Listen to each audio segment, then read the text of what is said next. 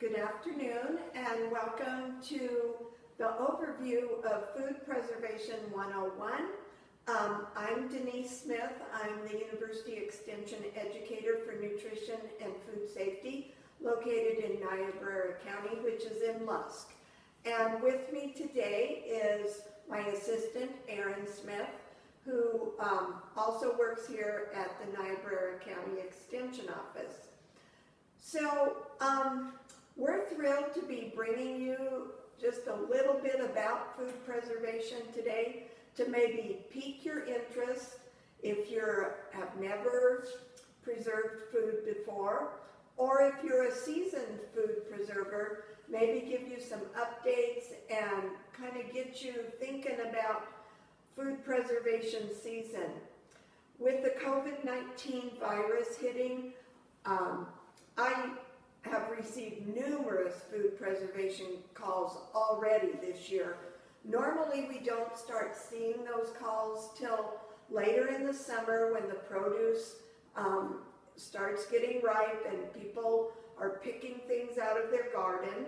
But this year people are kind of in the mood or to get some foods put away for maybe a rainy day. So hopefully this will help you as you start to pursue food preservation. Little background about me. I started my interest in canning and food preserving when I was growing up. Back in the 1960s, I helped my grandma and my mom can.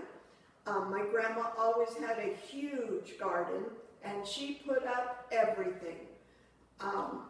Canned, did all of that, and so I learned kind of from her of things to do. Of course, recommendations have changed a lot since the 1960s, and so I had to learn all new things as I went to college and as I got my job as the extension educator.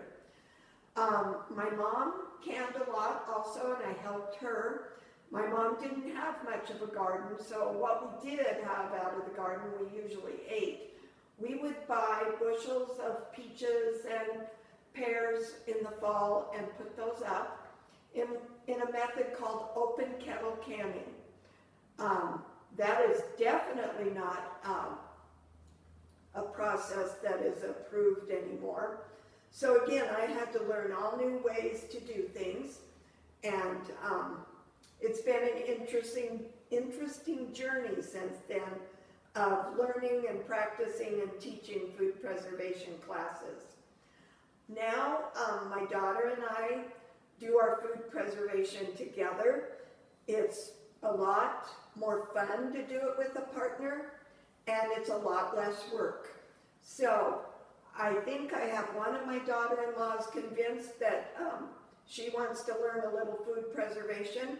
So this fall our plan is to do some salsa and pickled beets, which are her two favorites.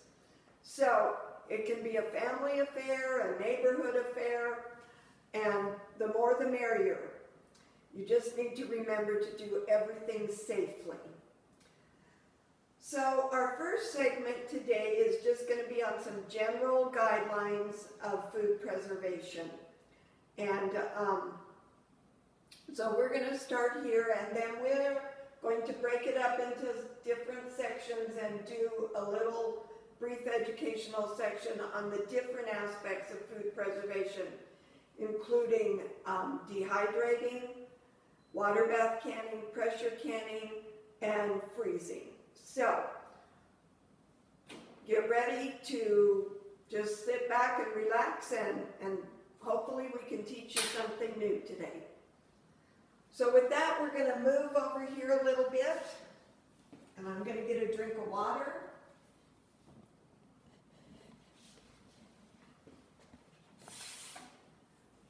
Probably the most important thing I feel that you can do when you're starting to be a canner or a food preserver or whether you've been one for a long time, is to make sure that you are using resources that are tested, approved, and deemed safe for you to use. The USDA went through a huge food preservation testing update in 1994, and at that point, basically all the recommendations changed. Since 1994, they have had updates to those recommendations. So my best advice to you is if you have a Ball canning book or another book from previous to 1994 that you are using, you don't need to throw it away. Put it in your archive section or your historical section, but don't use those resources anymore. Use up-to-date resources, and I will show you the ones that are approved through the University of Wyoming, through USDA, and those are the ones we recommend that you use. So the first one that is just your basic canning guide is the Ball Blue Book. And this is the most recent edition. They usually come out with one of these every 2 years. And this gives you not only the basics of how to water bath can, how to dry, how to freeze, but it gives you a lot of the recipes that most of us would be working with. So this is a must to have. The other book that is kind of the Bible of food preservation is the Complete Guide to Home Canning, and this is put out by the USDA. Most of these you can go on to sites like Amazon and order them. I know Walmart and maybe your local hardware stores, Murdoch's, stores like that, usually stock the Ball Blue Book. So those are pretty local. The other books that you can use are these two are put out by Ball. This is Complete Book of Home Preserving. This is probably my favorite book ever. It has all the fun recipes in it. The Ball Blue Book has more basic recipes. This one has fun things like jalapeno jelly and chocolate raspberry sundae sauce and those kind of things that I like to preserve. This is the newest Ball canning book, and it's the all-new Ball Book of Canning and Preserving. And again, some very different recipes that you may want to try once you get your feet wet. The other book that's really a good book is called So Easy to Preserve, and this is put out by the University of Georgia Extension, and they also have a video that goes with the book.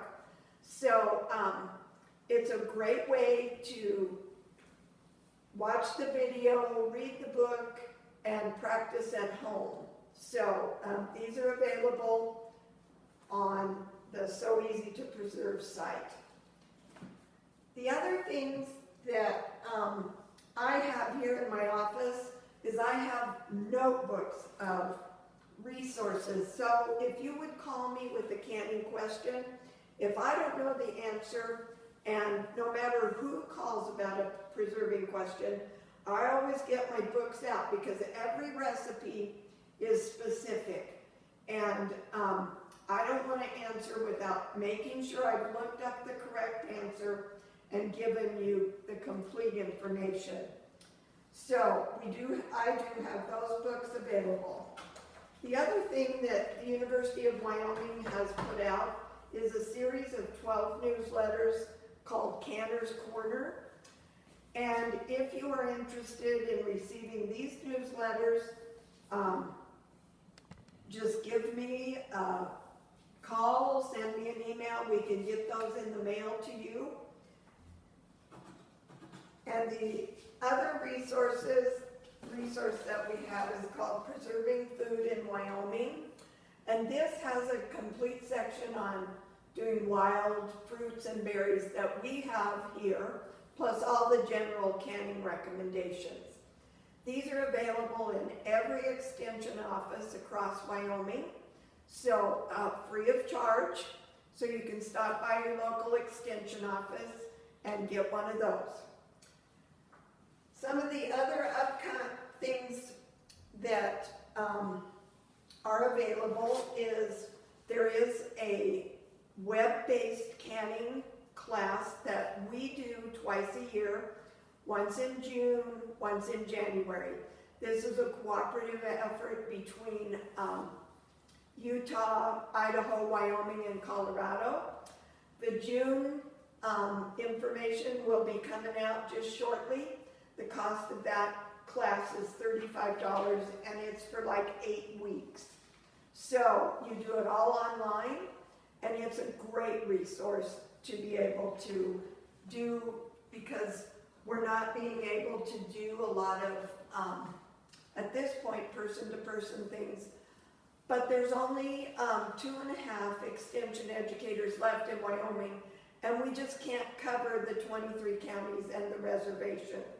So these online options are going to become even more important as we move forward. The other is the National Center for Home Preservation, and they also have a online canning class. It is free and not quite as in-depth as the Preserve at Home one, but it is available on their website. So we also have some flyers from Presto that puts out the canners. So these are also available if you're interested. The most important thing is to remember to use these resources. Do not use recipes that appear on Pinterest, on Facebook, those kind of things. Usually 99.9% of the time, those are not approved recipes, and you risk them failing, plus the biggest risk is your health. So, all right, we're going to move back over here and kind of go over some of the equipment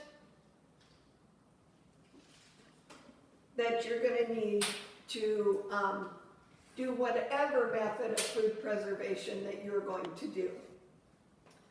So we start out with really basic things like you need a good cutting board, good sharp knives, and so I brought our color-coded cutting board. Green is for fruits and vegetables, so you don't have to have a colored one, but a good cutting board, and make sure that all of your equipment is clean when you start and that you've washed your hands very, very well. Other things that you are going to need as you begin your canning recipes or your freezing recipes are a set of liquid measuring cups, dry measuring cups, and a set of good measuring spoons. Always have your pot holders ready, because most everything you're going to be doing is hot. So have a good supply of pot holders. You can also buy a canning kit, and that's a good thing for a starter, that comes with all of these little tools in it. Your funnel for filling your jars. This is your jar lifter. It will hook onto your jar as you lower it into your water bath canner or your pressure canner and bring them out without you having to ever touch the hot glass. The other thing that comes in your kit, this is a bubble freer. So after your food is in, you would use this end to go around and make sure that there's no bubbles in there. And on this end, it's your headspace measurer. Each recipe will have a specific headspace that needs to be in that jar. And so this little tool is a great tool. You can also use a plastic scraper spatula to free the bubbles. Never use a metal knife. Always have something plastic, because you stick a knife in this hot jar with hot food, you're liable to break the side of the jar out. This is a lid lifter, has a little magnet on the end, and the flats are metal, so you can pick them up and put them appropriately on the jar and never have to touch them with your hands. Other tools that come in the kit are a pair of tongs in case you need to move something that's hot. And this is a tool that I really do not like to use. This is your jar ring tightener. And we have found that you want to put your rings on your jar just finger tight. If you use this little tool, you can crank them on so tight, you'll probably never get them off again. So this goes in the bottom of my kit, and I never ever use it. So the other handy thing that you might want to use is a vegetable brush as you're starting to do your pressure canning. This can get down in the crevices of all the veggies and help remove that dirt. You don't want to use that with your fruit. Usually your fruit is very thin-skinned, and it could really bruise your fruit. The last thing you're going to need is a good marker to mark whatever you have preserved. You want to mark it with what it is, whether it's diced peaches, carrots, whatever, and the date that you preserved them. And you always think, oh, I'm going to remember what that is. And trust me, you don't. And then pretty soon you have a whole pantry full of food or a whole freezer full of food that you have no idea what it is and how long it's been there. So I like to, on my canned goods, just use the flat, right on the flat, because these are one-time use lids, this part. So once you use that jar of food, you can throw it away and start over the next year with a new lid. But please remember, and as you're freezing, we'll talk about that, or your jams or jellies, and be sure to label them. What I brought today is an assortment of jars, and over on this side of the table is our approved jars. And there is a difference between jars that you can use for canning and jars you should never use for canning. So over here are my jars to never use. That would include a mayonnaise jar. And these are harder to come by anymore because most of the mayonnaise comes in plastic jars. But you can go to garage sales, yard sales, estate sales, and they'll be selling boxes of canning jars. And in them might be some of these.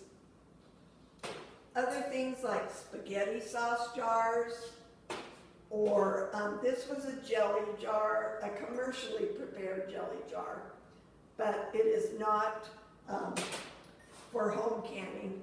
And this is the old jelly jars that you used to put paraffin on to seal, that don't even have a way to attach a lid.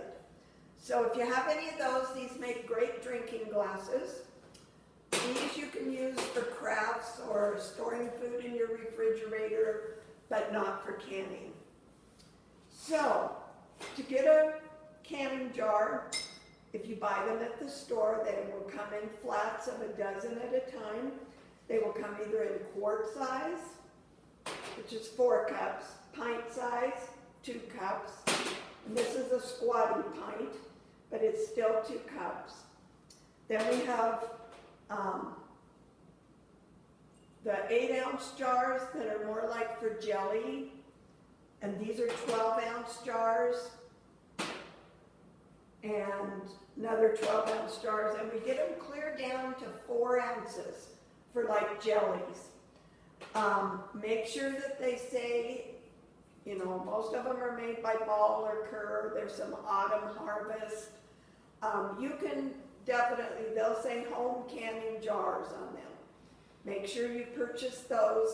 If you get new ones, they come with lids and flats, but then you can buy separate boxes of lids and flats. This part is called the ring, and these are reusable as long as they are not rusted, dented, or damaged in any way. These are, again, one-time use only. So I did bring why you do not use these jars. These oftentimes crack in your canner or the whole bottom falls out. So, and this I'm showing you is an actual canning jar that had probably a little fault in it, or it got bumped and it cracked the whole bottom out. And it'll just come out just like this, and then your canner is full of whatever food was in there, and glass shards, and it is a terrible mess. So that's why we encourage everyone to use these. If you do purchase jars at a garage sale, estate sale, whatever, do realize that canning jars do have a lifespan. If they're really, really old and have been used well over those years, they could end up like this. So just be really careful about jars that you get other than brand new. They say the lifespan of a canning jar is about 10 years.